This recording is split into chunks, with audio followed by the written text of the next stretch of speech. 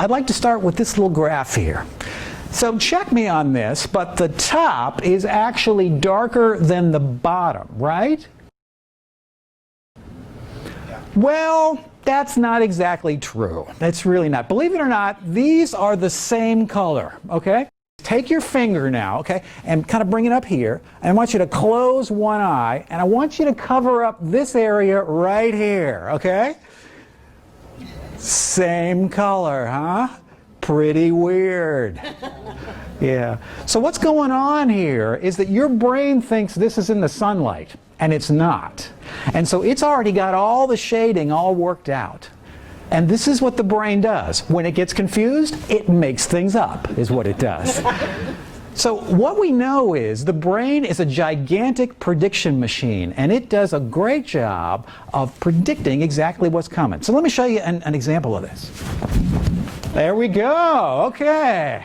Nice catch. Fantastic. So what I want to show you, the amount of brain power that took was phenomenal. Because not only did his attention was somewhere else, he caught the eyeball, then his brain came up, put his hand up, his vestibular system knew exactly where his hand was in space, his brain calculated the trajectory, and it came down and he caught it. That was an enormous amount of brain power, and he didn't think about any of it. Nope. Give him a hand. What a great catch. Yeah. Fantastic. Really, really well done. So let me show you another one here. I'd like you to look at the X, if you would, okay? All right, stare at that X. Now, do you see the green dot? Yeah, okay. Now I'd like you to look directly at the green dot.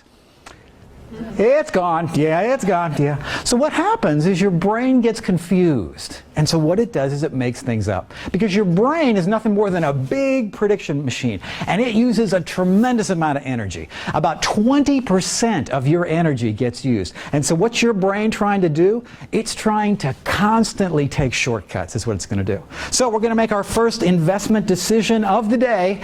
Here we have 4 hypothetical stocks. And I would like you to pick the 2 that you feel will be the best investment. Okay, got them picked? Pick your 2. So, who here is investing in ZQJ? Wave that flag. Okay. All right, who is going to invest in TAN? Wave that flag. Oh, okay. All right, a lot of TANs. How about CLEM? Yep, fair number there. And how about HVX? HVX, okay. So what you'll notice is the ones that you picked were the ones that you could say, is what you did. Kind of not the best way to pick stocks.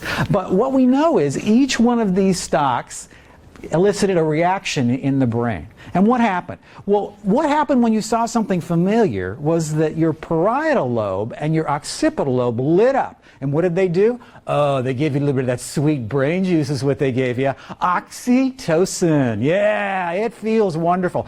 You hit something familiar and your brain just goes off. So what we know is there's really 2 parts of your brain. You've got your conscious brain. So this is the part of your brain that does math, that decides whether you should go to college or not. All the stuff that we do during the course of the day, we worry, things like that.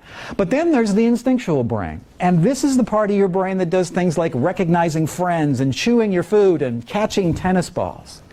So what we know is a majority of what we do comes from right here. So let me show you another example of this. More tennis with you, my friend. You ready? Okay, so Rob, I've got you stand up. Okay. Okay, so Rob, what I'd like you to do now, I'm going to throw you the ball. Here we go. You just do what, back and forth. Good. Rob, I'd like you to tell me a little bit more about the downside of annuities, if you would.